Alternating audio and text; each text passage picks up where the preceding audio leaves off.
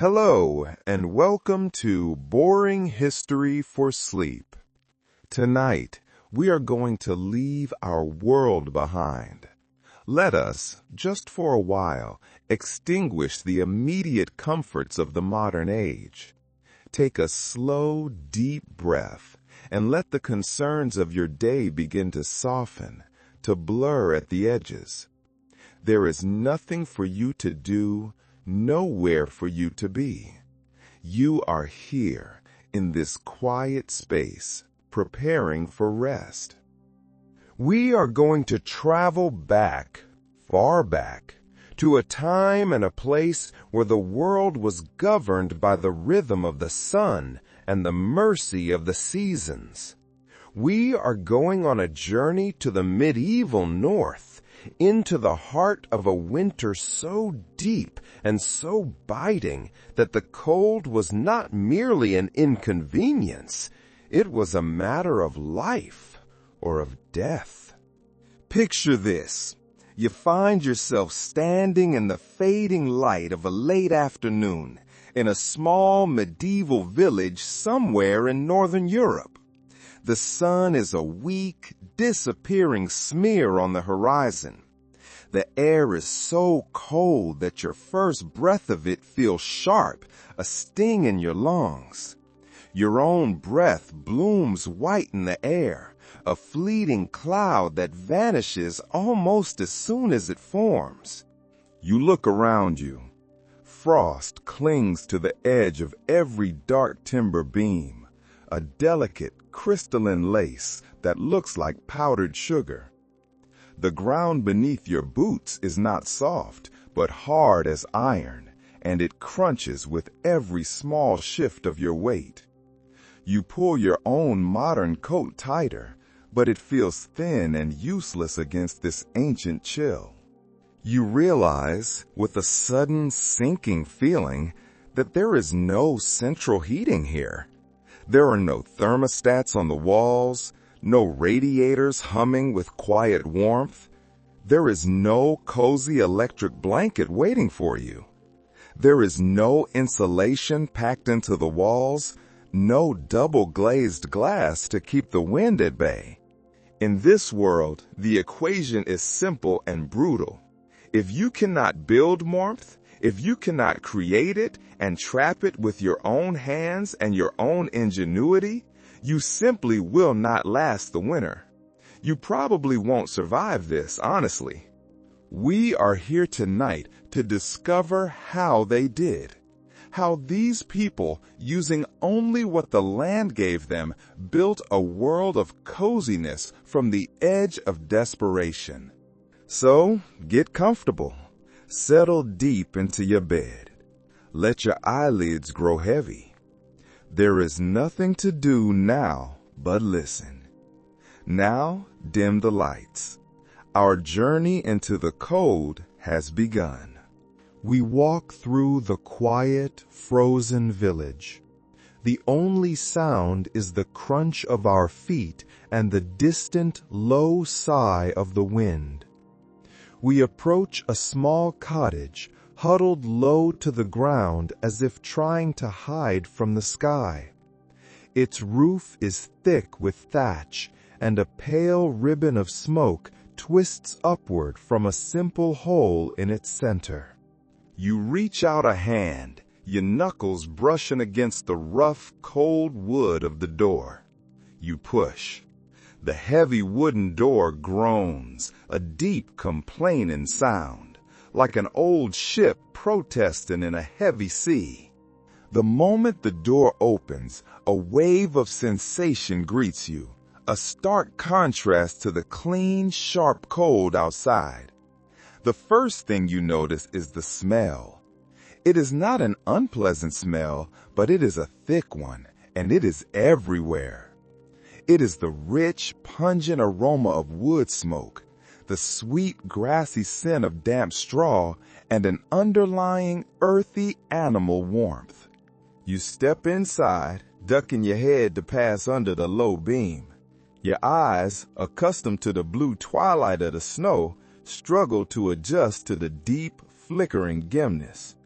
The only light in this single, small room comes from the hearth, which glows weakly in the corner. Its embers are more orange than red, a small, breathing pool of heat. Around it, the shadows flicker and leap, dancing across the uneven walls like half-remembered dreams. As your vision clears, you see the family inside. They are huddled close to that fire, wrapped in heavy wool cloaks.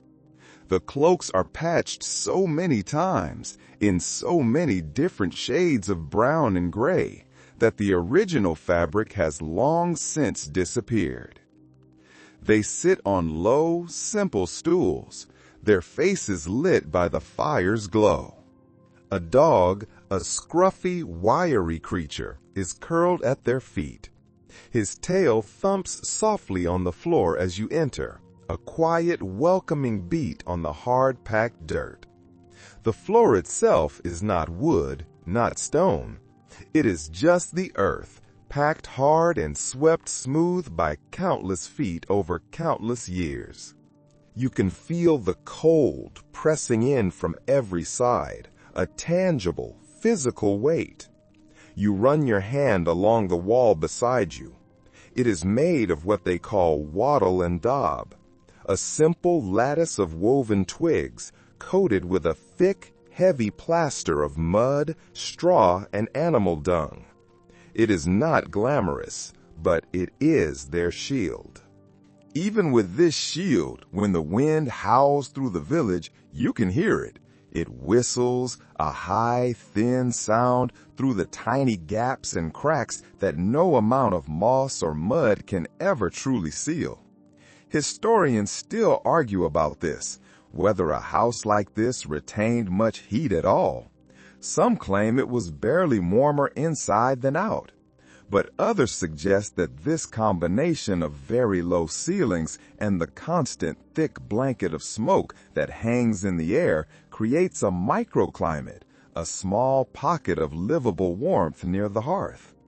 You imagine crouching low, as they are, closer to the coals, where the air feels just a bit kinder. You understand now in this dim, smoky room. Coziness in the Middle Ages was not about plush comfort or soft luxury. It was about survival, layered with the smallest of luxuries. A warm stone tucked under your blanket, a mug of ale heated by the fire, the murmur of a familiar voice in the dark. It was simply the feeling of being safe together for one more night. Morning breaks. It is not a bright, cheerful morning.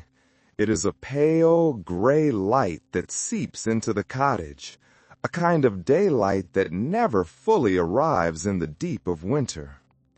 You rise from your own straw-stuffed pallet, and the chill bites at your toes instantly. Every surface in the small room, from the wooden stools to the clay pots, seems to exhale cold air. It is time to understand what this home is truly made of, from the bones outward. Comfort, in the medieval sense, begins with structure. You step outside, the air crisp enough to sting your cheeks. Around you, the village is a living museum of materials. Timber frames, grown dark and seasoned with age, stand like skeletons. Wattle panels bulge with their uneven coating of daub, and the roofs slope low, thick with thatch. Each house looks as if it grew from the ground itself, patched together by human hands, guided by instinct and tradition rather than by blueprints. There are no architects here, only craftsmen and the urgent demands of necessity. Wood is the skeleton of almost every home. In these northern forests, oak was the most prized timber. It was prized for its immense strength, its resistance to rot. But it was a slow, generational investment. It could take a century to grow a single straight beam, perfect for a cottage. Where oak was scarce or too expensive, pine and birch filled the gaps. And for those with fewer resources, nothing was wasted. Peasants often scavenged driftwood from the riverbanks or were given rights to reuse planks from older, collapsed structures. You can almost hear the labor that went into it. The sharp, percussive sound of iron axes biting into a tree, the rhythmic echo in the frozen forest, the straining groan of oxen dragging the massive logs home, their sleds scraping and catching over the frozen mud. Each timber is hewn by hand. You run your hand over one of the main beams. It is not smooth, not uniform. You can feel the story in its grain, the uneven, scalloped ridges left by the craftsman's adze, a tool used to plane the wood. This was work done slowly, perhaps in the bitter cold, each stroke a mark of patience. The great beams are joined not with metal nails, iron was costly and reserved for tools and weapons, but with wooden pegs. Holes were drilled and pegs of seasoned wood were hammered in, locking the frame together. There is a quiet brilliance in that simplicity. Historians still argue whether these early joints were truly weatherproof or if most homes leaked just slightly at every single seam. You suspect the latter. In some of the houses, you notice a clever piece of engineering called cruce framing. Two massive, naturally curved timbers are joined at the very top, forming a graceful arch like the ribs of a great beached whale. These frames supported the entire weight of the roof and distributed it evenly, even on soft ground. It is a shape of both strength and grace, an intuitive piece of architecture that would echo for centuries. That strong, dark timber frame is only the skeleton. It must be given a skin to keep out the wind and the cold. Between the timbers, you see the first layer of this skin, the wattle. These are thin, flexible branches, often of hazel or willow, harvested from the managed woodlands or riverbanks. They are woven together in a loose basket-like pattern, horizontally and vertically between the main wooden posts. It doesn't look like much. It is full of gaps, a rough lattice that you can see right through. But it is the foundation for what comes next. And what comes next is the daub. This is the medieval cement, the plaster that will turn the open lattice into a solid wall.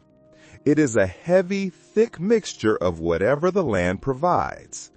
The base is clay-rich mud, dug from a pit nearby. To this is added a binder, like straw or sand. And then, the most important ingredient, something that makes our modern noses wrinkle, animal dung. Yes, you heard that right, dung. It was a crucial component. It added essential fiber that held the mixture together as it dried, preventing cracking. It also added a unique stickiness, a glutinous quality that made it adhere beautifully to the wattle frame. Once this mixture dried, it became surprisingly tough, a hard, thick barrier capable of surviving decades of storms. You press your palm against a finished wall. It feels uneven, a landscape of bumps and hollows. It is cool to the touch and slightly crumbly at the edges.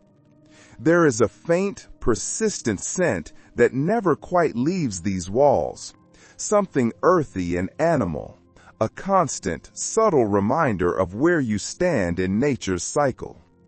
But you must remember, to the medieval villager, this was not a bad smell. This was the smell of security.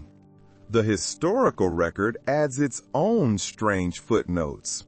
A quirky tidbit from some old English records tells us that in especially poor cottages, the daub mixture sometimes included human hair collected from combs and brushes. In a world of scarcity, fiber was fiber. Nothing, absolutely nothing, went to waste. But this skin was not permanent. One mainstream historical record, a 13th century English survey, noted that peasants spent almost half their year on a single task, repairing their own homes. They were constantly patching roofs, mending doors, and redaubing their walls, applying new layers of daub where the old had cracked or washed away. This wasn't a sign of neglect, it was a sign of maintenance. It was a constant, relentless siege, and each patch of fresh mud was a small, necessary act of defiance against the cold. Now, you tilt your gaze upward again, to the roof. It is a thick, shaggy helmet protecting the home. It is thatched, layered thick with bundles of straw, reeds from the marsh, or cuttings of heather from the moor. The thatch is a deep golden brown, layered so densely from the bottom up that water cannot easily seep through. Birds often nest in its deep crevices, and you might occasionally see a curious hen roosting on the ridge. But this thatch is far more than just a quaint decoration. It is the home's primary insulation. It is a massive, airy barrier against the snow and rain. In the summer, its thickness keeps the home surprisingly cool, and in the winter, it traps the precious rising warmth from the hearth, holding it close. A well-laid thatch roof, if properly maintained, could last for 20 or 30 years, though the ridge at the very top would need frequent patching. Historians and reenactors still debate the primary danger of thatch. Legend, of course, claims it was a terrible fire risk, that a single stray spark from the hearth could set the entire village ablaze in minutes. And this certainly did happen. But other scholars argue that in the damp, misty climate of northern Europe, the thatch was often so consistently moist that it was actually quite difficult to ignite. The truth, you suspect, probably depends on the season, the skill of the thatcher, and the simple, unpredictable nature of luck. From the roof, you look down to where the house meets the earth. The ground beneath your feet tells another, equally important story. Some of the poorest villagers build their homes directly on the packed earth, a simple, quick solution. But others, perhaps those with more time or resources, raise their homes on rough, low foundations made of stone, gathered from the fields. These foundations keep the timber frame from resting directly on the damp soil, preventing rot. You kneel and touch the soil floor of one house. It is smooth and cool, tamped down by generations of feet. To cover this cold, hard earth, a thin layer of rushes is spread. These are cut from the nearby riverbank, bundled and dried. They provide a softer, warmer surface to walk on, but they also absorb spills, mud, and all manner of household waste. They are changed only when the smell becomes truly unbearable. You might grimace at that, but to the people of the time, it was normal. And it was a problem that had its own solution. Rushes could be perfumed with fragrant herbs like lavender, sweet flag, or mint, scattered among them to freshen the air. It was a fragrant, fragile compromise between comfort and the cold, hard ground. Evening arrives, and it arrives early in the medieval world. It descends like a heavy, cold blanket, and with it comes the soft, inviting glow of firelight, spilling from the open doorways of the village. You push one of those heavy doors gently and step inside. The air immediately greets you. A thick, rich perfume of wood smoke, the scent of half-burned oak, and something faintly metallic. You are standing before the beating, breathing heart of every single home, the hearth. This is the one invention, the one piece of technology that turns the brutal, freezing frost into survivable comfort. Without it, there is no cooked food. There is no gathering. There is no family life. There is, quite simply, no survival. In this simple peasant home, the hearth dominates the center of the single room. It is not a fireplace as we know it. There is no chimney, no mantle. It is a shallow pit dug into the earth floor, or perhaps a slightly raised platform of clay surrounded by stones that have been blackened and cracked by years of flames. Embers glow and sparks leap upward lazily, a sudden dancing constellation of orange light that streaks toward the dark rafters, illuminating the ceiling in ghostly flashes.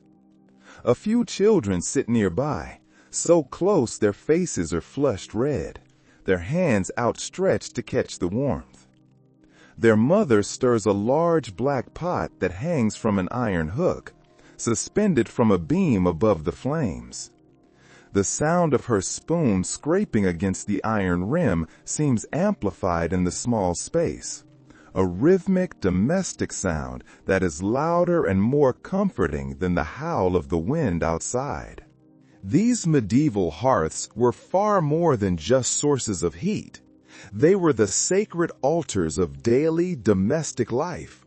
According to folklore and surviving records, children were often baptized right beside them, the warmth of the fire a contrast to the cold holy water. Bread was blessed over the coals before being baked. The sick were laid near the hearth, their families trusting the heat to aid in their recovery. People whispered prayers here, perhaps to household saints or to Saint Bridget, the beloved guardian of the flame and the hearth. A few sprigs of rosemary or juniper might be tossed into the flames, their sharp, clean scent trusted to drive out illness and purify the smoky air. The hearth was the sacred, essential center where the physical need for warmth met the spiritual need for faith and protection. You glance at the simple tools laid beside the fire, a long iron poker, a flat stone for baking bread directly on the coals, a clay pot with a narrow neck, perhaps for warming ale.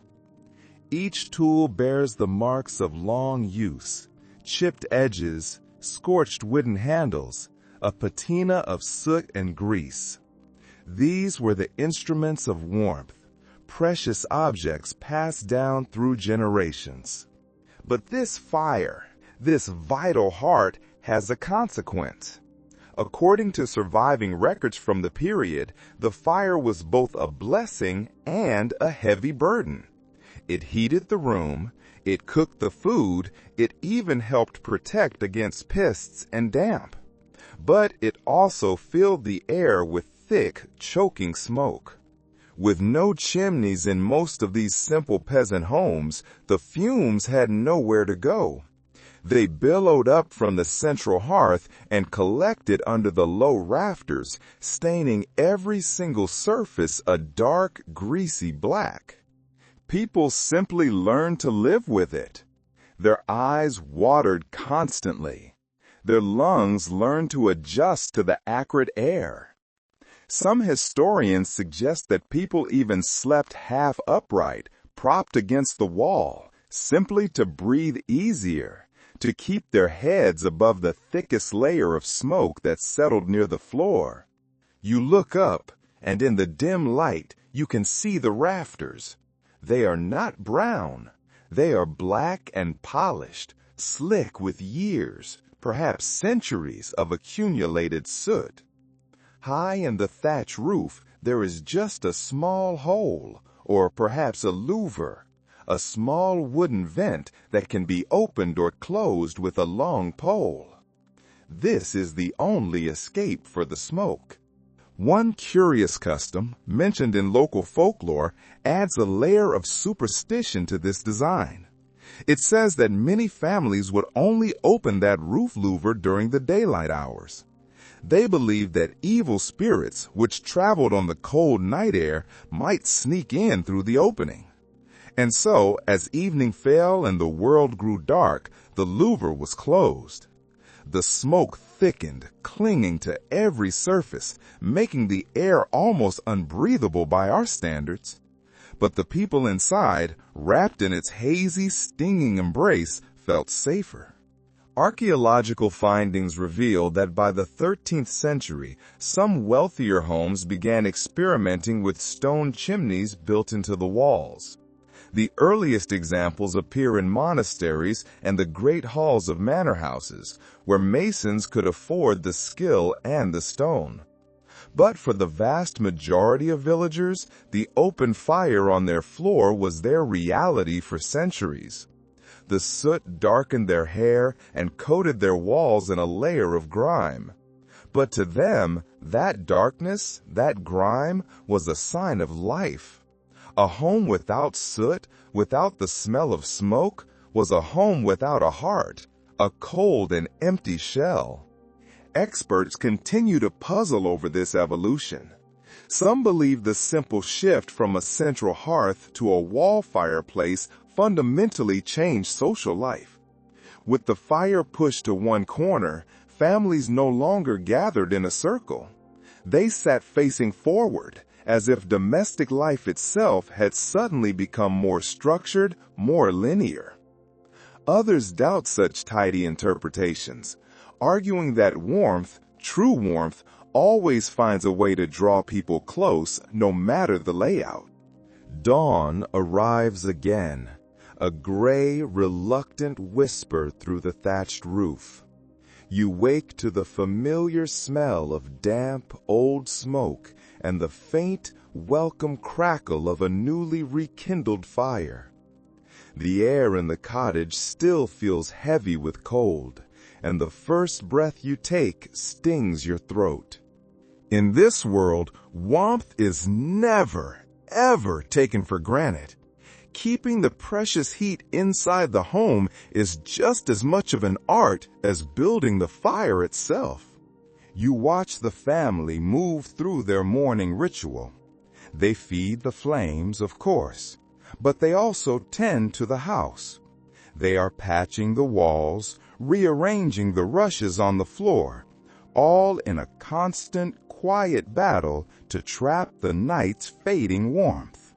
According to old estate records, medieval builders had a surprisingly practical, intuitive understanding of insulation.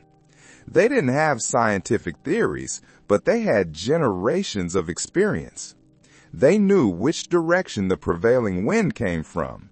They knew how moisture traveled through walls and which materials were best at trapping air. Without fiberglass, foam, or proper bricks, they turned to what they had at hand. Straw, moss, animal hair, and even dried manure served as their secret arsenal against the cold. The idea was simple and relentless. Fill every single gap, no matter how small. A home was only as warm as its tightest seam. You crouch near the wall where a woman is working. She is patching a crack where the daub has shrunk away from the timber frame. She presses bits of fresh moss, green and soft like felt, into the gap before applying new, wet daub over it. When it hardens, that moss will seal the drafts that hiss through the cracks at night, a sound like a distant snake. She hums softly as she works, her hands coated in mud. To her, this is not construction. It is a daily act of care, like mending a cloak. Archaeological findings show other clever techniques. Some peasants would layer their walls with woven mats of reeds before applying the mud plaster, intentionally trapping pockets of air inside. Others spread layers of dried manure on the outside of their walls, then covered it with a fresh layer of straw to disguise the smell. The result, surprisingly, worked. It was not elegant, but it was warm. You look around the room and notice how everything is designed to hold heat. Heavy woolen curtains, not wooden doors, hang across the interior doorways, stopping drafts. Furs and old cloaks are draped over the simple sleeping benches. The ceiling beams are intentionally low, trapping the rising heat closer to the ground, closer to the people. When the family gathers by the fire, their bodies form a living, breathing part of the insulation.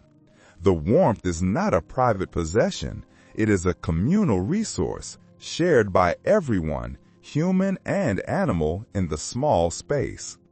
A delightful oddity, preserved in some old manor accounts, describes how peasants would stuff goose feathers into small cloth sacks and use them as rudimentary plugs, stuffing them into gaps around windows and doors. The result was messy but surprisingly effective. Goose down was too precious to be wasted on luxury alone. It became a shield against the wind.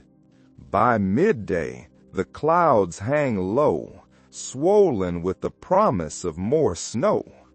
You find yourself drawn to the strange, quiet beauty of the cottage's tiny windows.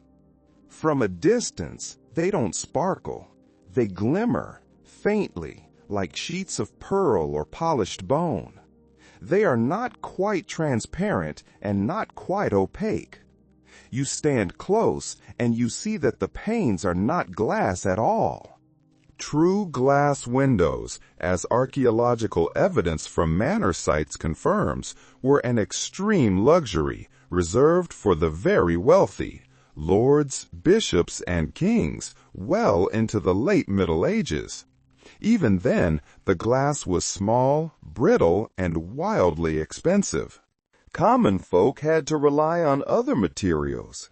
You see panes made from slices of animal horn, patiently scraped thinner and thinner until they become translucent, until light can pass through them like honey through cloth. The glow they cast inside is soft, golden, and almost warm in its color. Other windows are covered with panels of thick, oiled linen or even parchment stretched taut on a wooden frame. In the deep of winter, these simple coverings grow stiff with frost, their surfaces glittering with intricate, frozen patterns when the low sun strikes them. You duck inside and watch as a woman wipes the window cloth with a rag soaked in warm water. The air smells of smoke and wet wool. The cloth softens for just a moment, becoming clear enough for her to see the pale, blurry outline of her husband chopping wood outside. Within minutes, it fogs and freezes again. She sighs quietly and shrugs. This is the rhythm of winter, the constant, frustrating dance between light and warmth. A curious custom, mentioned in local chronicles, describes how people would decorate their oiled cloth windows during festivals. They used soot mixed with egg yolk or simple chalk to draw stars, flowers, and even saints. The design served no practical purpose, but in a season when the entire world outside was colorless, a small bit of decoration was its own kind of comfort. Contemporary documents confirm that the size and placement of these windows followed a strict cold logic. Too large, and you invited the cold in. Too small, and your home became a dark cave. In most peasant homes, 1 or 2 narrow openings were cut to face east or south to catch the precious morning light but avoid the harsh north wind. Beside the window, Thick wooden shutters hang on rough iron hinges. They are split from solid oak. When dusk falls, they are closed and barred, sealing the light out completely, turning the house into a true cave of sound and warmth. You trace your finger along the wood and find faint patterns carved into the surface, circles, lines, something that looks like a star. You realize they might be charms, a last line of defense, meant to ward off the spirits that were believed to travel on the cold night winds. The night grows deeper. The shutter is barred, and the fire burns low, casting its soft red light. You stretch your legs and glance around the dim cottage, now quiet except for the faint rustle of straw. Sleep is a precious thing in winter, and everyone prepares for it with careful intention. The air smells of wood smoke, wool, and human closeness. As the last light fades, you begin to understand that in the medieval world, the bed was not just a place to rest. It was a fortress against the cold. According to records from medieval households, even the poorest families built some form of raised bedding. The single most important thing was to escape the bone-chilling cold and damp of the earthen floor. Sometimes it was a simple wooden frame, a low platform built against the wall. This frame was then filled with a mattress of whatever was available: straw, hay, or piles of dry leaves gathered in the autumn. You kneel beside one such bed and run your fingers through the straw ticking. It feels coarse, but it is clean, and it gives off a faint grassy scent that reminds you of summer fields long gone. The wealthier, a minor lord or a successful merchant, might stuff their mattress with wool or even feathers. But for this family, straw is their comfort. The bed itself is positioned close to the hearth, almost within reach of the glowing embers. 2 heavy blankets lie folded at the foot. One is woven from thick, scratchy wool. The other is made of rough linen, patched many times over. The sheer weight of them is a comfort, like being wrapped in memory. On the coldest winter nights, people layered everything they owned. They piled on their old cloaks, animal hides, and any spare scrap of fabric until they formed a deep, heavy cocoon of warmth. An unusual practice, noted by many travelers at the time, was the habit of sleeping several to a bed. Privacy was a concept so alien it was almost unimaginable.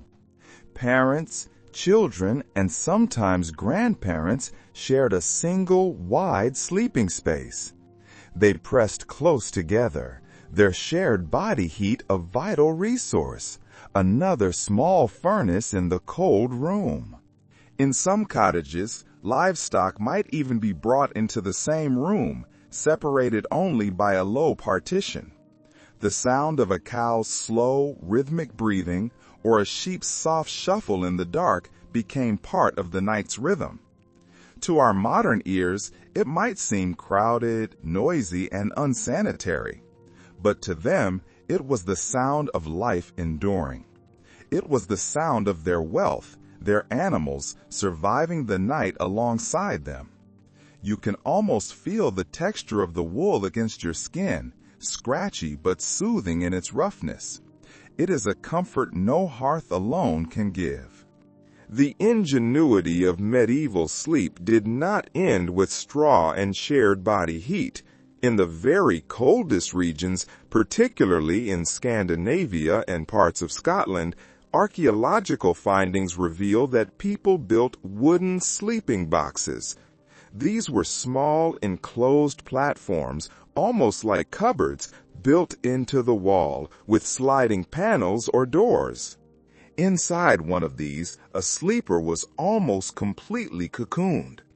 Their own breath would condense on the wood, trapping their body heat with remarkable efficiency. The design kept out every draft.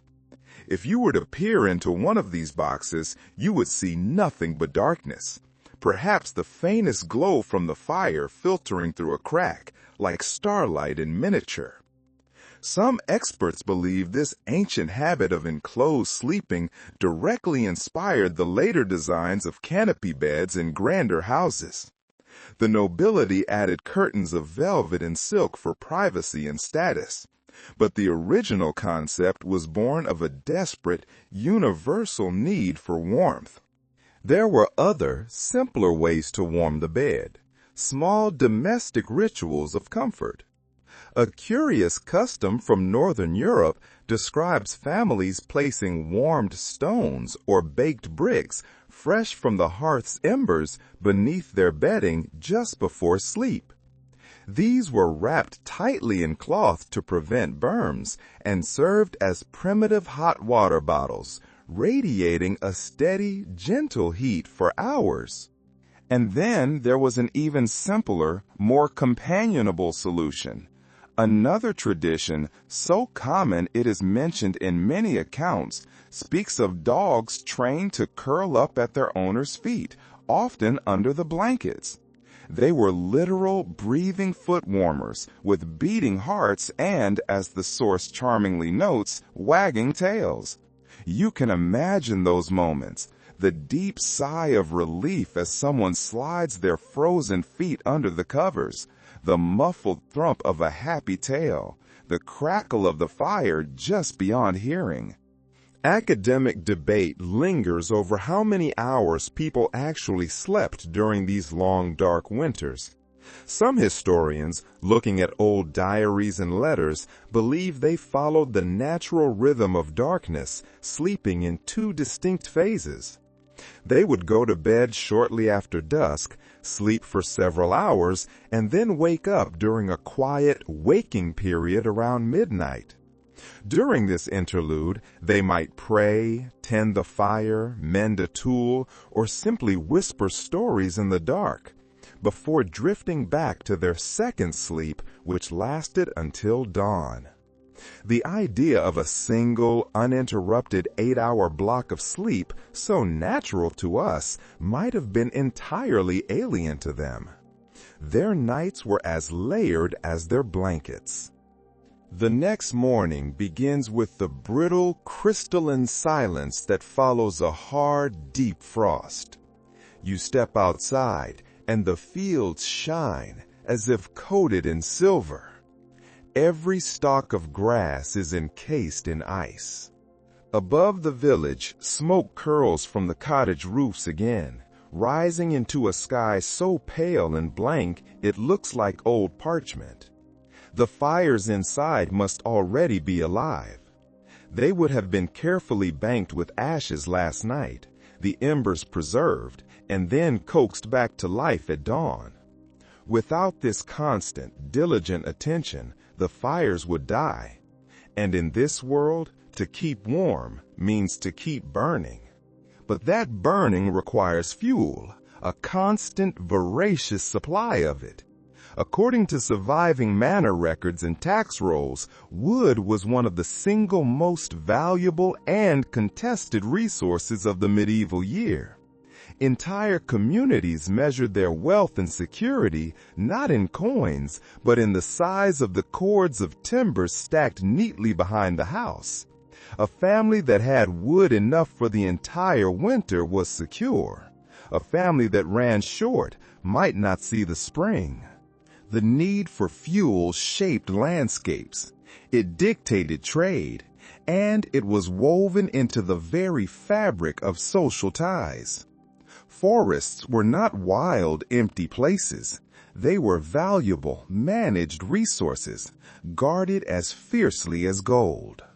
You follow a path that winds toward the edge of the village, into the frozen woods. There, you find a man cutting fallen branches with a slow, steady, rhythmic swing of his axe. The thwack of the axe biting deep into the wood is sharp against the steel-cold air. Each swing releases the clean, sharp scent of pine sap, a promise of warmth months away. His hands are red and raw from the cold, his breath a steady, visible cloud. The pile of wood beside him grows inch by precious inch. This obsession with fuel was a rhythm that bound the seasons together. In spring, families would cut and stack logs to dry through the long days of summer. In autumn, they would recheck their stores, restacking and splitting what was too thick. Winter was the test. It was the reckoning. Every single log burned was a mark on a calendar, bringing them one day closer to the thaw. This work was not without risk. A curious fact from 13th century English households is the law surrounding windfall wood, the small branches and twigs that fell naturally from trees after a storm. The wood that was so easy to gather legally belonged to the lord of the manor. Peasants were often forbidden from taking it. They gathered it anyway, secretly, at night, sometimes muffling their footsteps with rags to avoid detection by the lord's reeve. To be caught with an armful of sticks could mean heavy fines, or worse. In this world, even the smallest, most basic warmth had its risks. In forested regions, oak, ash, and beech were prized for their slow, hot, efficient burn. But not all of Europe was covered in dense forest. What about the people who lived on open plains or in marshlands where trees were scarce? Medieval people, ever resourceful, adjusted to whatever the land offered. You walk further, past the woods, and find a group of villagers working on a low, damp hillside. They are digging. The soil here turns darker and wetter until they strike a dense, brown, fibrous substance. This is peat. Peat is a dense turf cut from marshes composed of partially decayed vegetation pressed and compacted over thousands of years. The villagers work in a quiet rhythm, slicing large, wet blocks with long spades and laying them out in neat rows to dry in the wind. The smell is pungent, damp, and ancient. One of the men grins at you, his face streaked with the dark mud. When the wind and the weak sun have done their work, this peat will dry into hard, crumbly bricks that can burn for hours, giving off a steady, smoky heat. The smell of peat smoke is thick and earthy, a scent that clings to clothes and hair for days, a hallmark of the regions that burned it. This, too, is the scent of survival. Elsewhere, outside the fields, you find a more mysterious operation. You approach it carefully. It is a large, smoking mound of earth and ash, breathing faintly, exhaling gray wisps of smoke into the cold air. This is a charcoal pit. Charcoal burns hotter and cleaner than raw wood, and it is essential for blacksmiths, but making it requires incredible patient skill. Wood is stacked, covered with earth and turf, and set to smolder slowly without bursting into flame. Too much air, and the pile flares to ruin. Too little, and it smothers. According to evidence from medieval charters, charcoal burners lived semi-nomadic lives.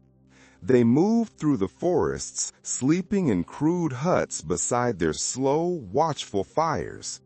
They were both respected for their vital craft and feared for their secretive, soot-stained lives.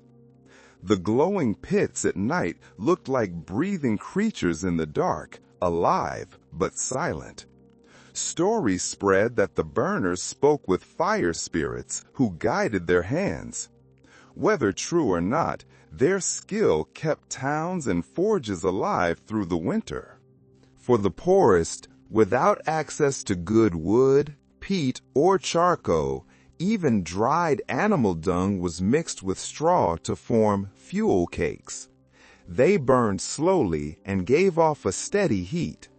The smell must have been unpleasant, but necessity, as the source notes, dulls the senses. The rich smell of cooking draws you back toward the heart of the village. It is late afternoon now, and from every roof hole, the scent of something heavy and nourishing drifts on the air. In a world where food is both fuel for the body and comfort for the soul, the act of cooking becomes a kind of quiet, daily ritual. You step through a doorway, and the warmth, this time, rolls over you in thick, humid waves. The fire has been fed, the pot is simmering, and the air carries the slow, steady heartbeat of survival. According to medieval household accounts, most meals during the long winter months were made in a single, large pot that hung from a chain or hook above the fire. This was the cauldron, the black, iron, steady companion of every family. Into this cauldron went whatever was available. There was barley, cabbage, leeks, and onions. There were dried beans and peas. And if the family was fortunate, there were bits of salted meat or pork, adding precious fat and flavor. The longer this mixture cooked, the thicker it became, until it was no longer a soup, but a thick, living stew, a pottage. The same pot might be kept going for days on end. The fire would be banked at night, the stew cooling, and in the morning new ingredients and more water would be added, and the pot would be brought back to a simmer. Some chroniclers of the time even joked that a village stew could, in theory, be older than the children who were eating it. You crouch beside the hearth and just listen to the gentle, rhythmic bubbling. The smell is dense, smoky, and faintly sweet from the root vegetables. Each pop of a bubble from the thick stew sounds like a soft sigh. The cook, a middle-aged woman with hands roughened and stained by work, lifts the heavy iron lid with a cloth. Steam billows out, momentarily obscuring her face. She stirs with a long wooden spoon, one that has seen 1,000 fires, its end charred and worn. She tastes, adds a pinch of precious salt from a small pouch tied to her belt, and smiles slightly. There is comfort in this repetition.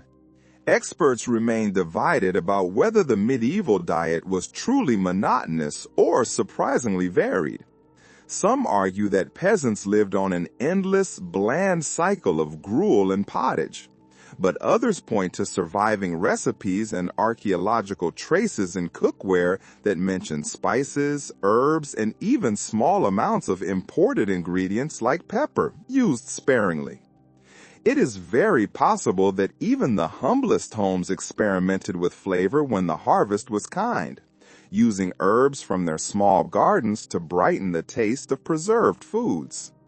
Besides the bubbling, perpetual cauldron of pottage, another smell fills the air. It is the undeniable, comforting fragrance of baking bread. Bread is life here. Each dense, heavy loaf represents hours of labor, the patience of waiting for dough to rise, and the magic of the fire. In the cottage, the simplest baking is done right at the hearth. You watch as a woman places a flat, round loaf of dough directly onto a clean, flat stone that has been resting in the hot ashes at the edge of the fire. She then covers it with another, larger clay pot and heaps more hot embers around it, creating a tiny, primitive oven. The smell of the grain toasting, mingling with the wood smoke, is irresistible. In wealthier homes, or in the village proper, baking was a larger, more communal affair. Many villages had a communal oven, often owned by the lord of the manor, which everyone paid a small fee, perhaps a loaf of bread, to use. You can imagine the scene. It is a social center, a warm, bustling place on a cold day. Women from all over the village carry their risen dough, wrapped in cloth, to the great oven.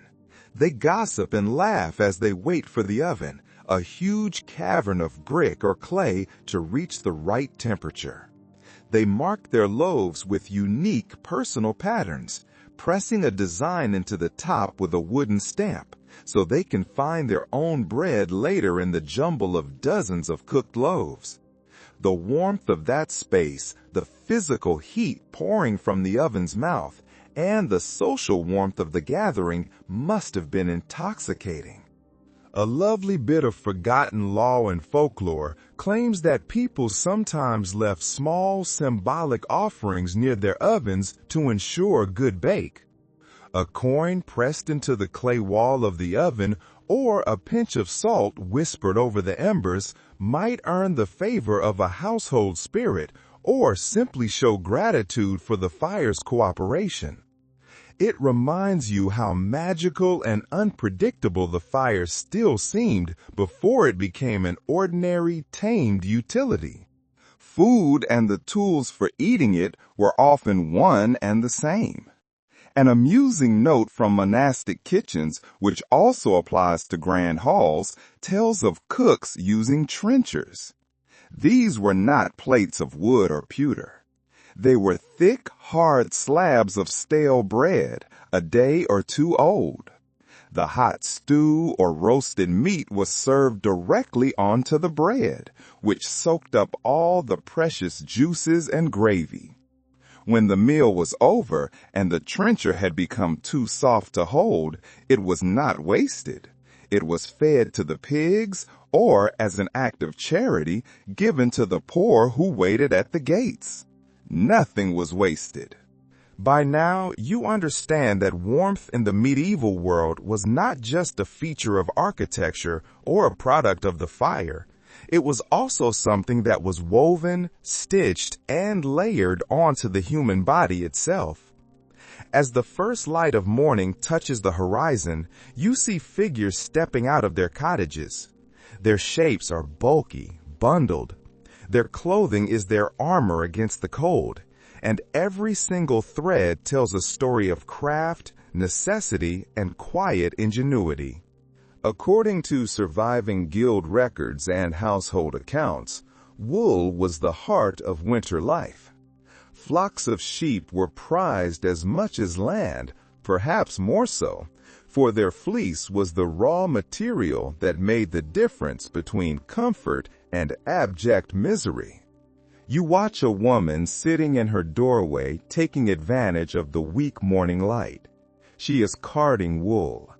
In her hand she holds two wooden paddles, rather like large brushes, which are covered in sharp metal teeth.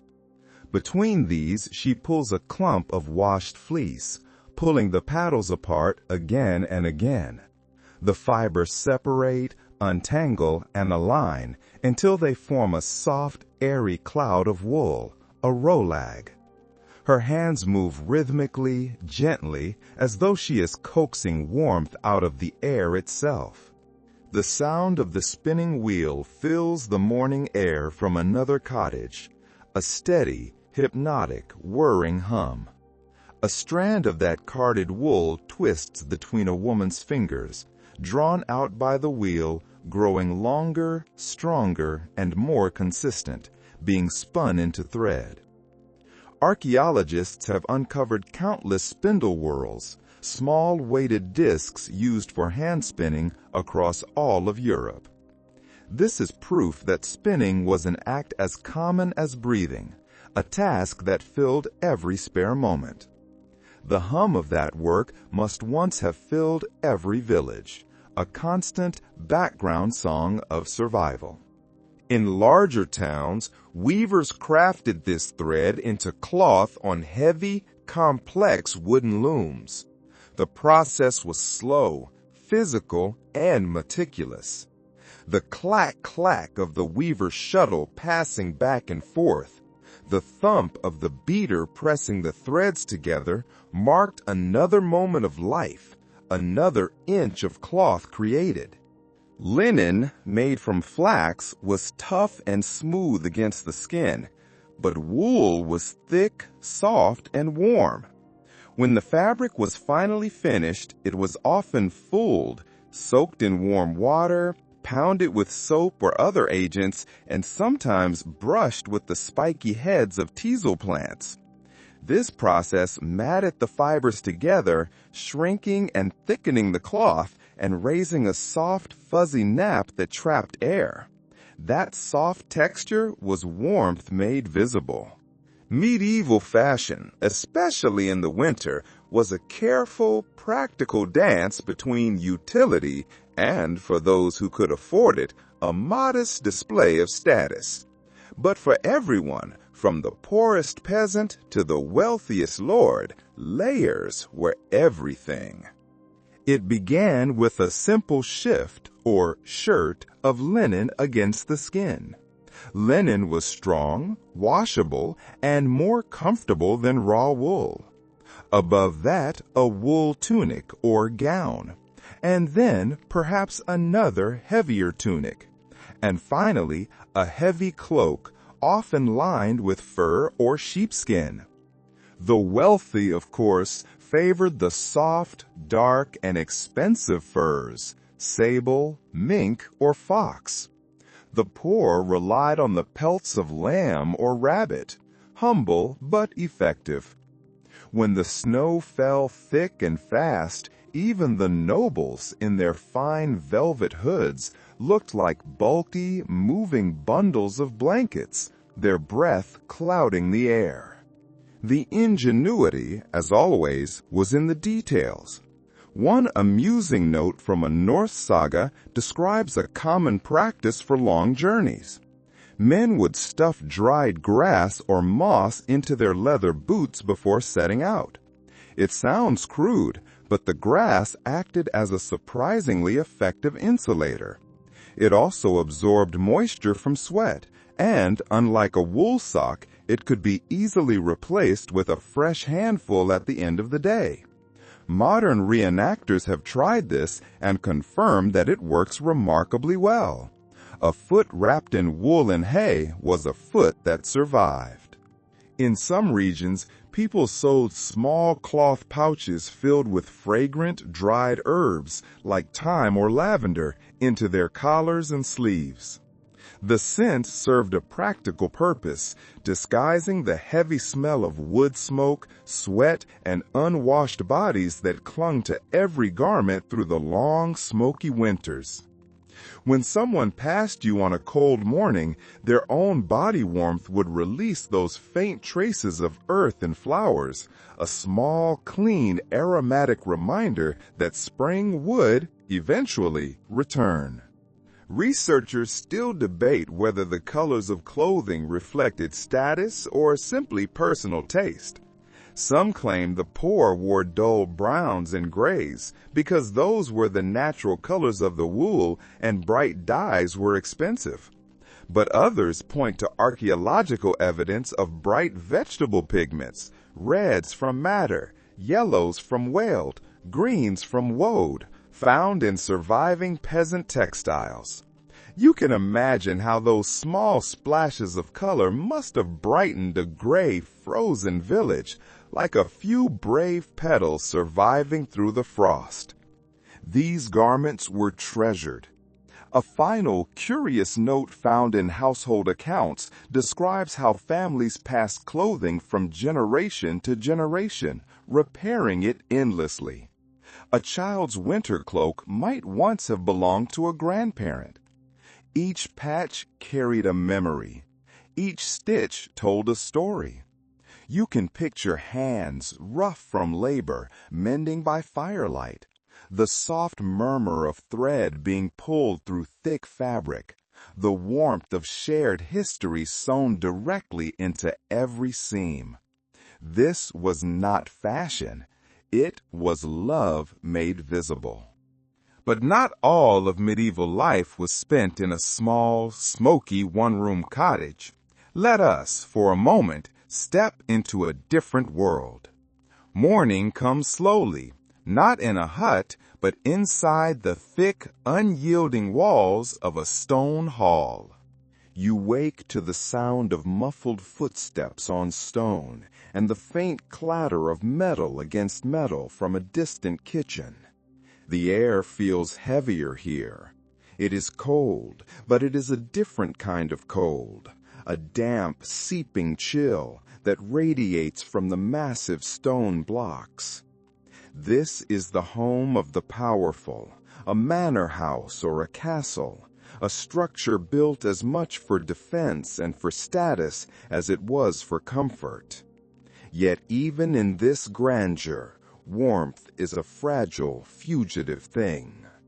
According to records of royal households, these great halls were vast, open chambers.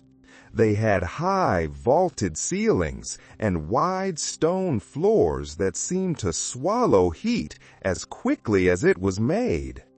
A fire, far larger than any in the village, blazes in an enormous hearth at the center of the room, or against one great wall.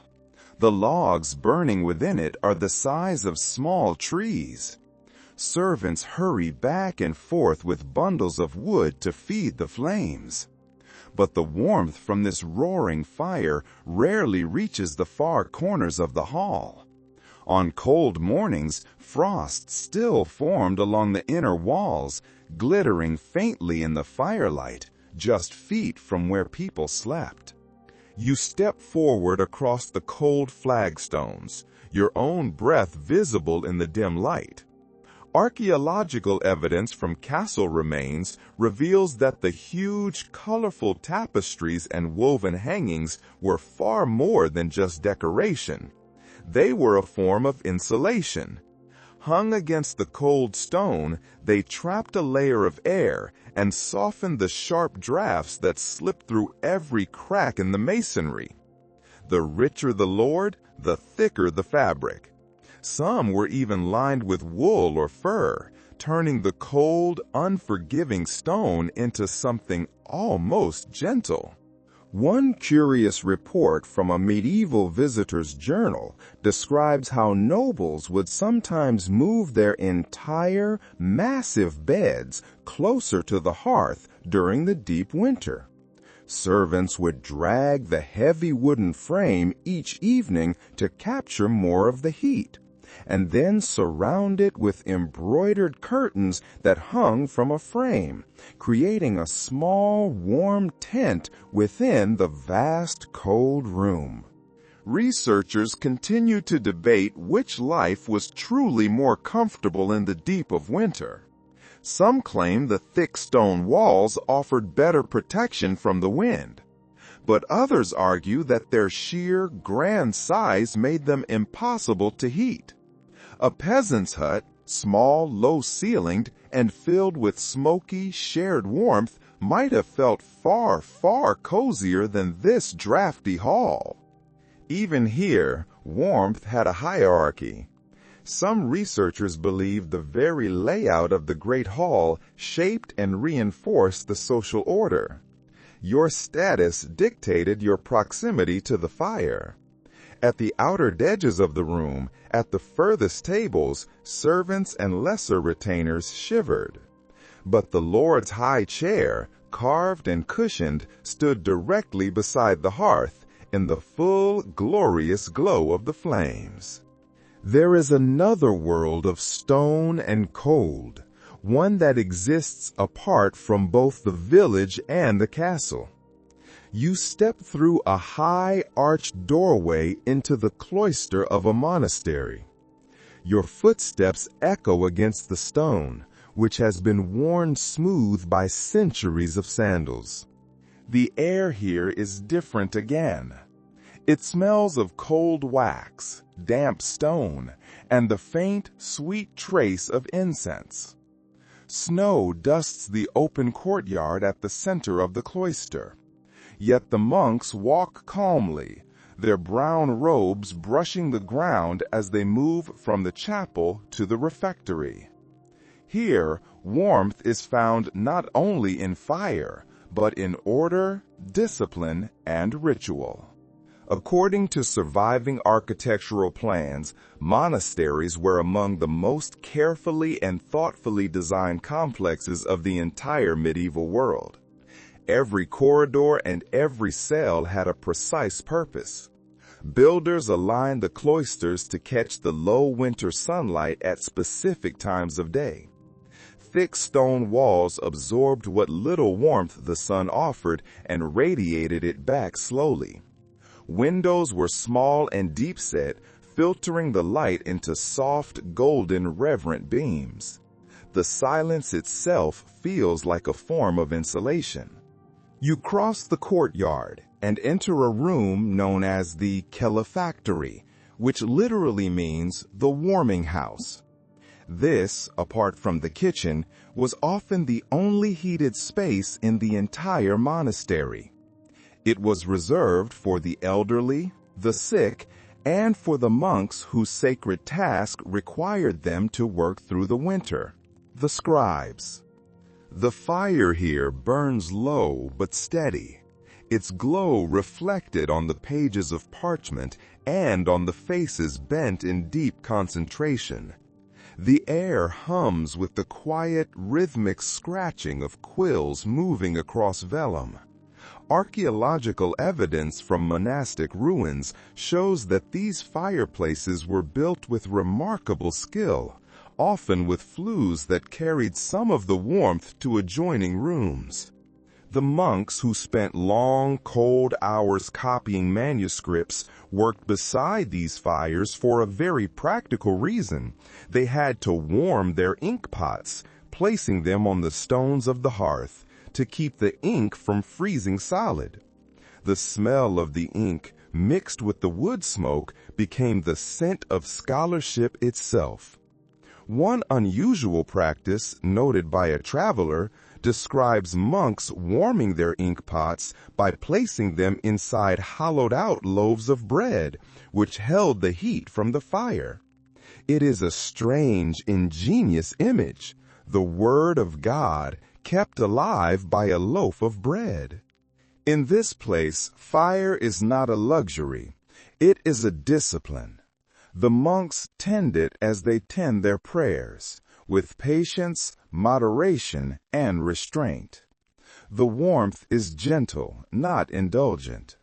Some stricter orders forbade fires in personal cells altogether, teaching that endurance of the cold was a virtue, a way to purify the soul.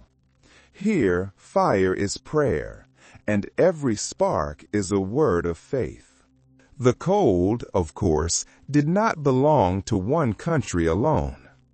As you travel further in your imagination, the map of the medieval winter widens.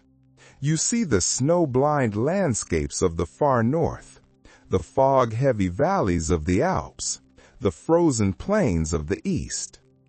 Each culture faced the same relentless enemy and answered it with its own unique kind of genius.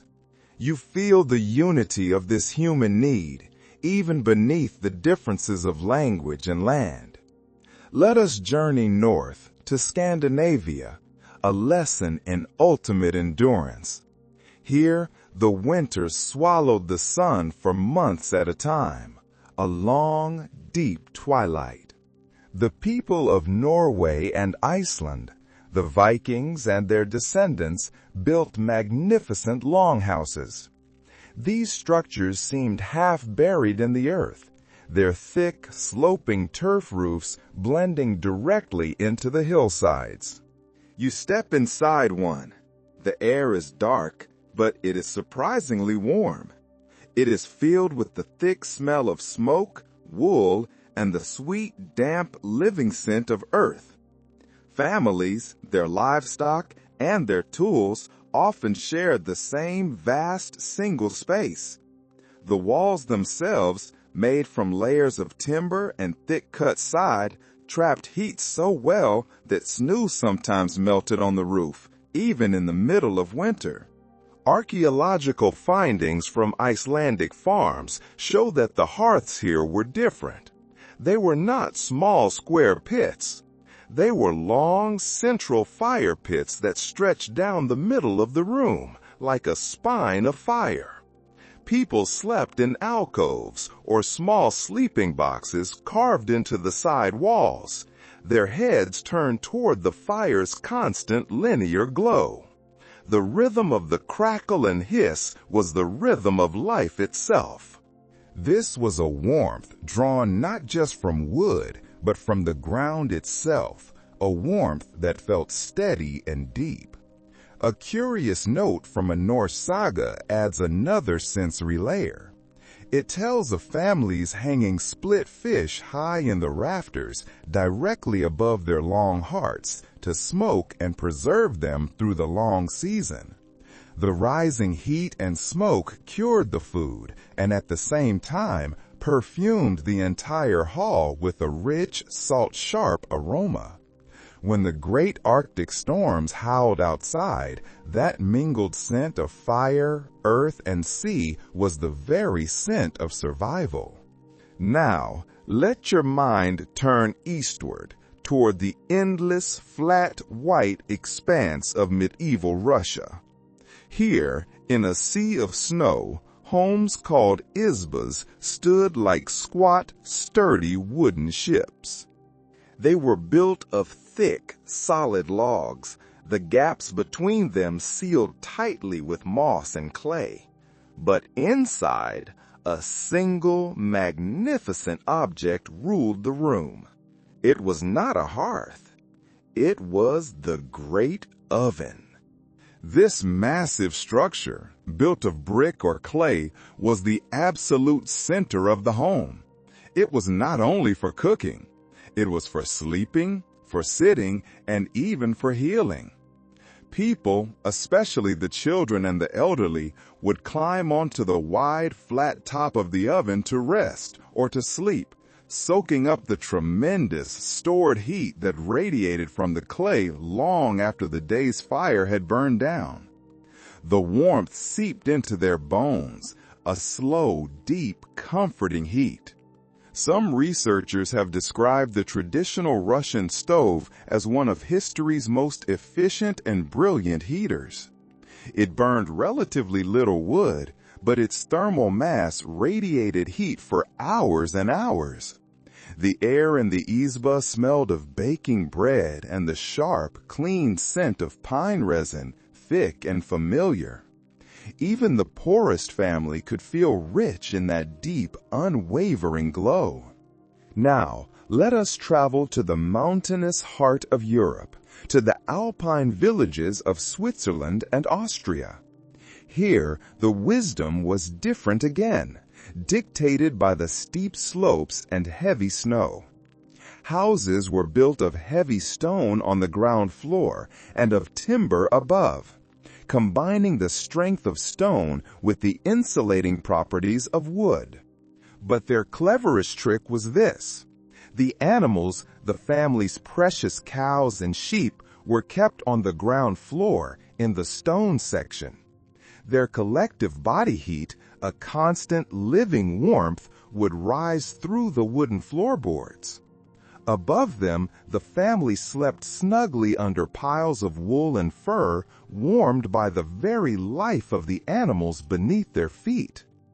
The night air in an alpine chalet would carry the low, gentle music of cows shifting in their stalls and the soft, random clinking of bells. One delightful detail from Swiss folklore describes families storing apples and herbs in the rafters through the winter. The scent would drift down as the fire and the animals warmed the air, filling the house with a faint sweetness. They called it the smell of tomorrow, a small, fragrant reminder that spring would one day come again. Evening descends again, and the air inside the cottage grows thick and complex with the mingled sense of life. You stand near the door and just breathe it in. It is not a perfume of comfort by our modern sanitized standards, yet it holds a strange, compelling appeal.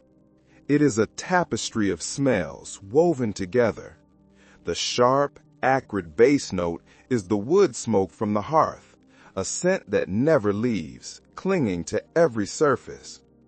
Mixed with this is the musky, lanolin scent of damp wool and the greasy, earthy smell of tallow candles burning. From the kitchen corner, you smell the tang of cooked vegetables, onions and cabbage, and the rich, salty note of the broth simmering in the pot.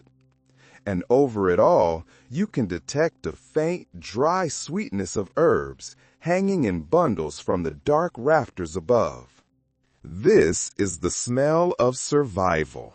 According to surviving inventories, smell was something every medieval home learned to manage rather than erase. Fresh air was a rare, cold luxury in a world of smoke and shared space with livestock. So, instead of fighting the scent of daily life, people layered it with other, more pleasant aromas. You look around the room and see those bundles hanging from the beams.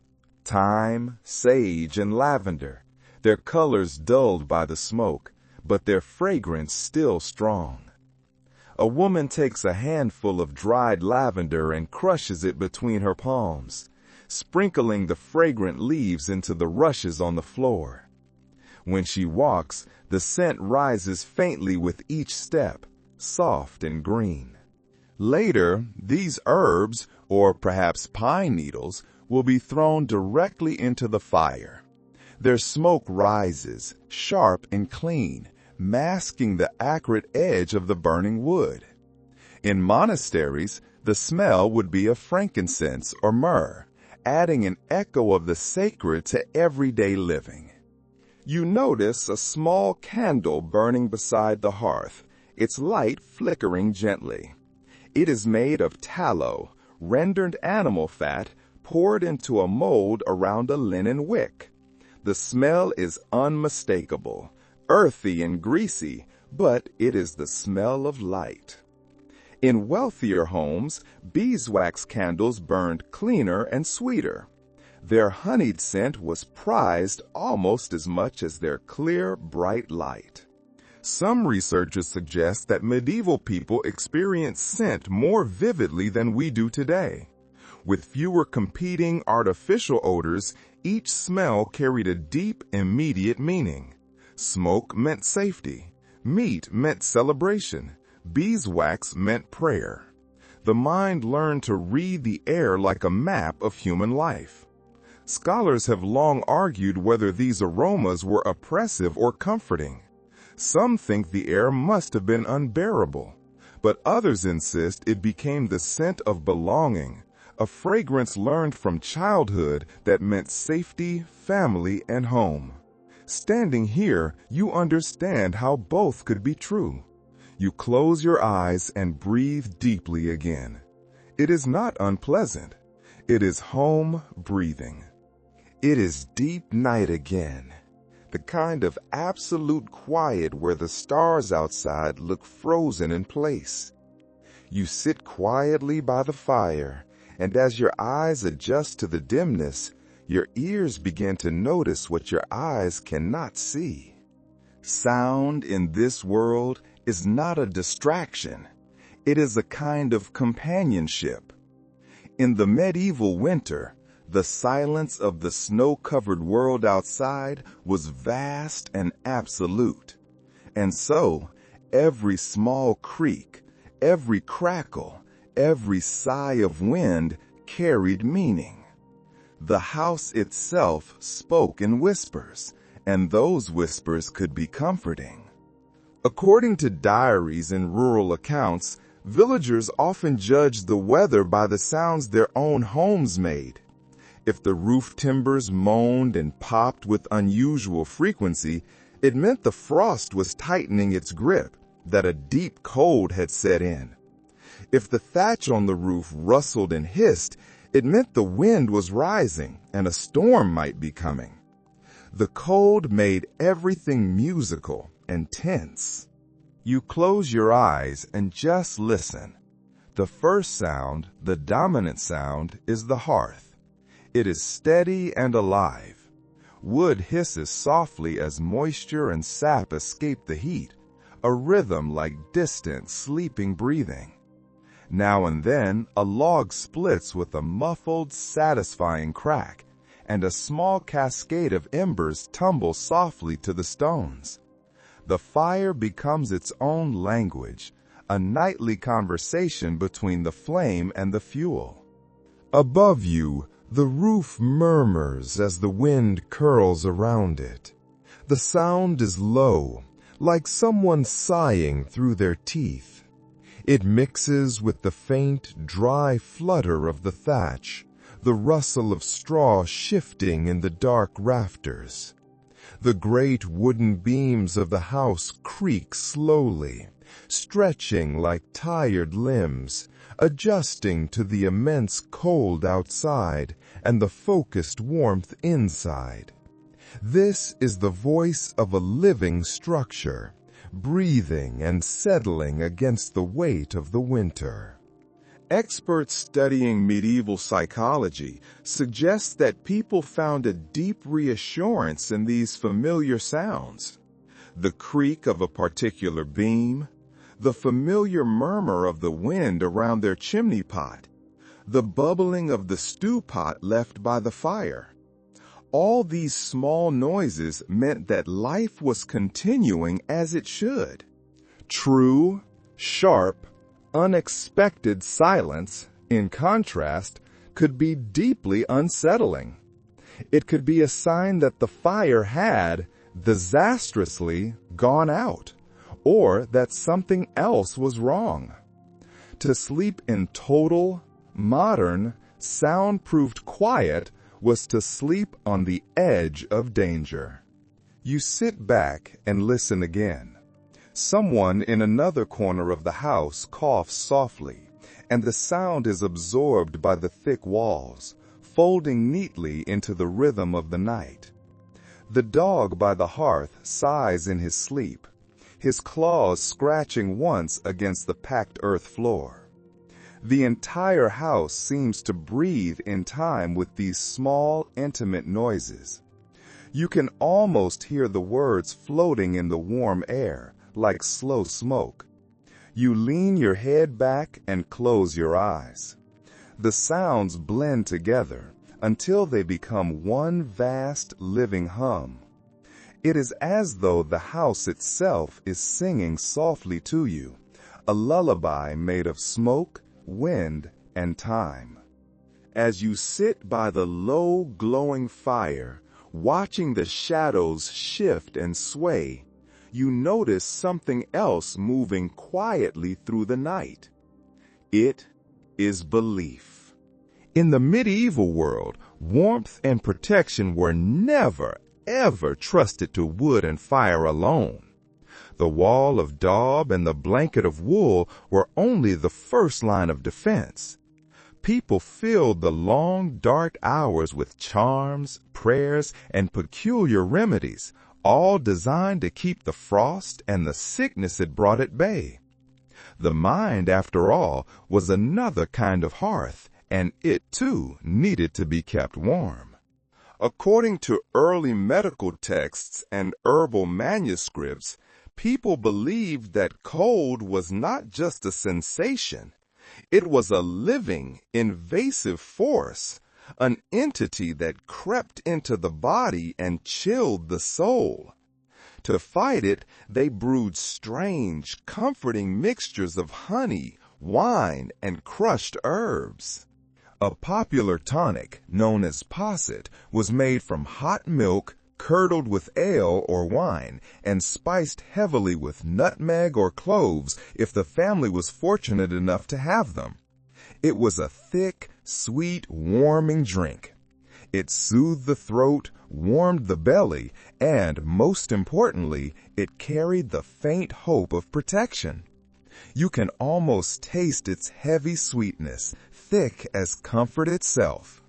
One old manuscript, preserved in a monastery, describes how villagers would rub goose fat, a precious commodity, directly into their chests and onto the chests of their children to keep out the chill.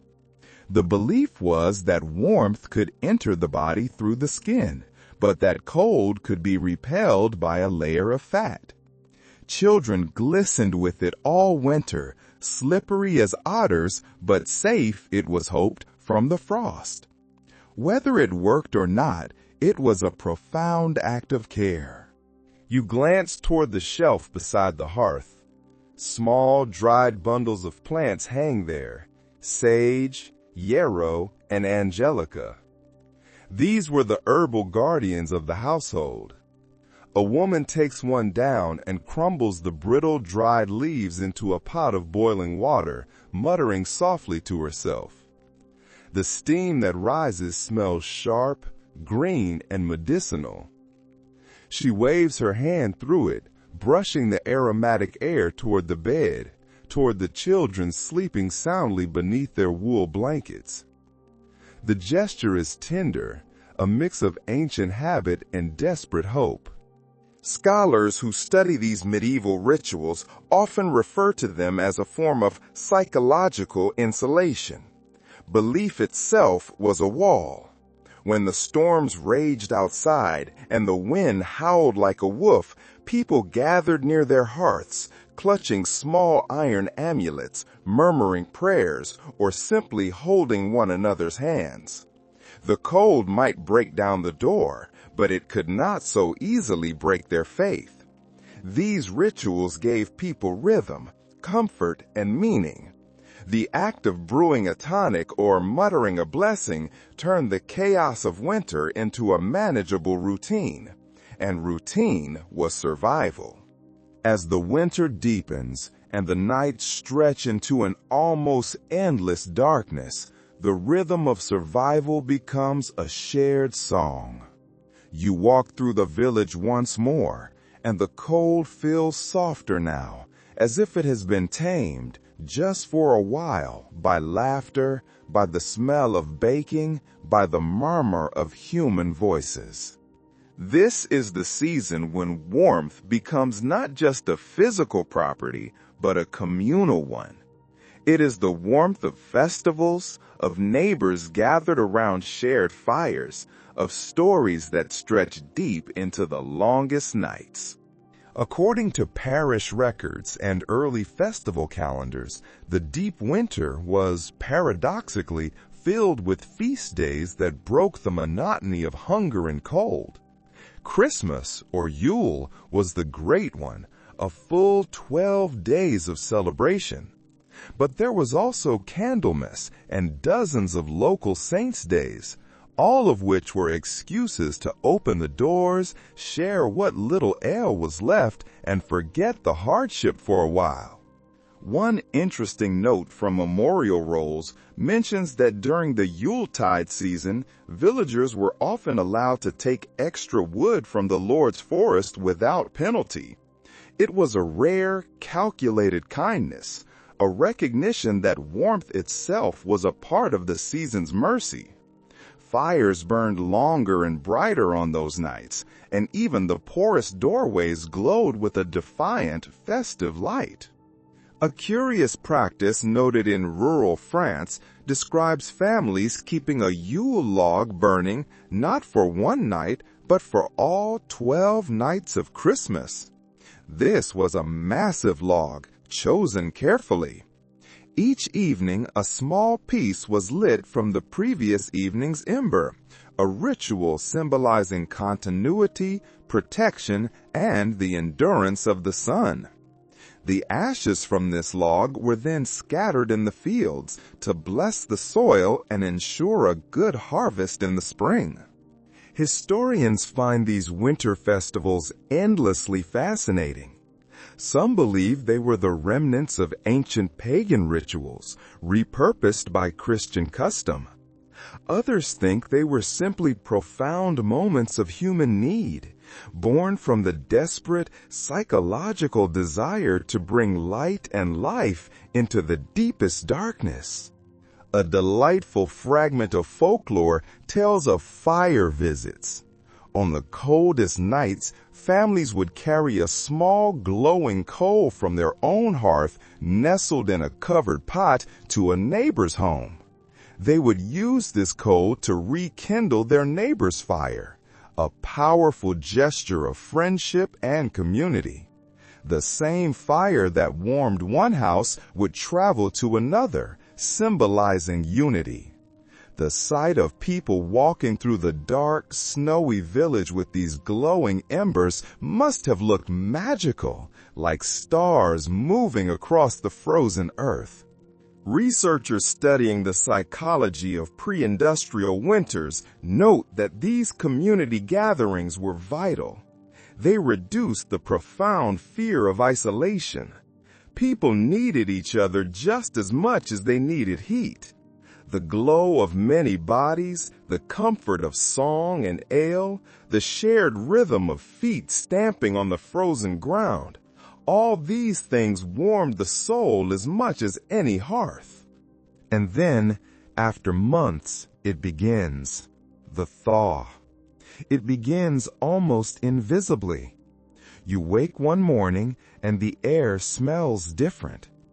It is as though someone has opened a hidden door far away beneath the snow. The wind still carries a chill, but it no longer bites. It sighs. And then you hear it. Water. Water begins to speak again. For months, the world has been silent, locked in ice. Now, water is dripping softly from the eaves of the thatch roof, a steady, gentle rhythm, like a slow heartbeat. It winds down the muddy paths, like new veins opening through the sleeping earth. After months of frozen silence, sound and scent are returning to the world. According to chronicles kept by monastic gardeners, the earliest sign of spring was the shift in the air around the hearth. The smoke, which once hung heavy and low in the cottage, now rises cleanly, drawn straight up and out of the roof hole by a different quality in the air. The ashes in the hearth feel dry in the morning, not damp. The villagers notice too. They open their doors for longer periods, letting the new air in. They lift the wooden shutters from their windows, and they feel a warmth on their faces that does not come from the flame. You step outside and see the snow softening, receding in patches, revealing the dark, wet, brown earth beneath. The village looks tired, patched, and worn, but peaceful. Every surface glistens with melting frost, and the sound of dripping, running water fills the air like a new kind of music. A curious note from a 14th century traveler describes the profound joy of washing clothes for the first time after the winter. People carried buckets of meltwater to the stream, which was now unlocked from its ice, and they scrubbed their smoky, greasy winter garments furiously, laughing as if they had been freed from chains. The water was still icy cold, but it was moving. It meant change, and that was warmth enough. Inside the homes, the fires burn lower now. The smoke thins to a light gray ribbon. Wood is still rationed carefully. This is a fall spring, and another frost could still return. But the fear is gone. The thaw also revealed the damage the winter had done. As soon as the frost lifted, the work of repair began. The thaw revealed all the cracks in the daub, the loose stones in the foundation, the sagging patches in the thatch. Men climbed ladders to patch the roofs, while women mixed fresh mud and dung to re-daub the walls. The sound of hammers and laughter replaced the winter's low groan of settling timbers. This rebuilding was not drudgery. It was a celebration. The long, cold siege was finally, truly ending. The days grow longer. The snow becomes a distant memory, and the fires that once roared in every hearth, the very center of life, now rest as gentle, gray embers. You walk through the village one last time. The ground is soft and muddy beneath your boots. The air smells of wet wood, of young grass pushing up through the earth, and of smoke, a scent that is now fading into the distance. The cold has finally retreated, yet its lessons, its memory, linger like the warmth that still radiates from a stone long after the sun has set. According to letters from medieval households, this was the season of quiet repair and cleaning. People mended their roofs, but they also scrubbed the thickest layers of soot from the walls. They opened their windows and doors wide, letting the sunlight and the spring air flood in, chasing out the last of the winter's dampness. The smoke stains on the high rafters, the ones they couldn't reach, remained. They were familiar friends now, a dark patina, a reminder of the night survived. No one complained of the lingering smell of fire. It was the proof of their victory. You pause by a cottage and see a man. He is not resting. He is stacking wood with care, logs that he has just begun to cut and split. He is stacking them for the next winter. The sound of the logs hitting each other is steady and reassuring. He is already thinking ahead, because in this world, warmth is never assumed. It is earned anew each year. A chronicler from the 15th century once wrote that fire was the oldest friend of man and the last he should forget. That simple truth lives in every blackened hearthstone and in every pile of ash that is now being spread on the garden soil as fertilizer. The fire that began as a defense became a memory, and that memory became tradition. Researchers today often note how this profound, centuries-long struggle for warmth has shaped the very way we think about comfort. The word cozy, they say, carries the deep echoes of those long, dark winters. It carries the memory of the closeness of bodies, the smell of wool and smoke, and the flicker of a single precious fire on rough, uneven walls. Every modern hearth, every glowing lamp, every simple cup of hot tea owes something to those ancient, stubborn fires that refuse to die. The story quiets now, as all nights eventually must. You can still feel in your imagination a trace of the fire's heat on your skin, though the flames are long gone. Outside your own window, the world is quiet.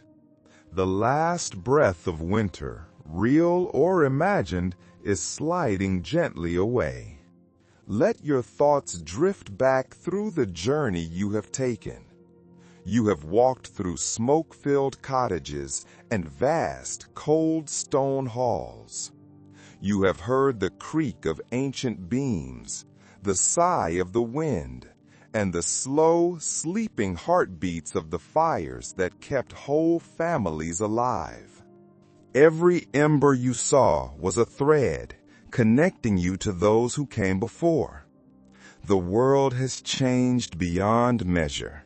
We have tamed the cold with technology, and yet the fundamental human need to gather close, to feel safe beside a light in the darkness, has not changed at all.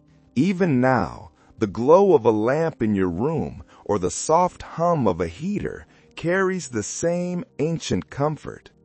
Somewhere deep inside each of us, a small medieval hearth still burns, whispering that the cold can be endured, that the light is always worth tending. So breathe slowly. Feel the calm settle around you like a heavy, warm wool blanket.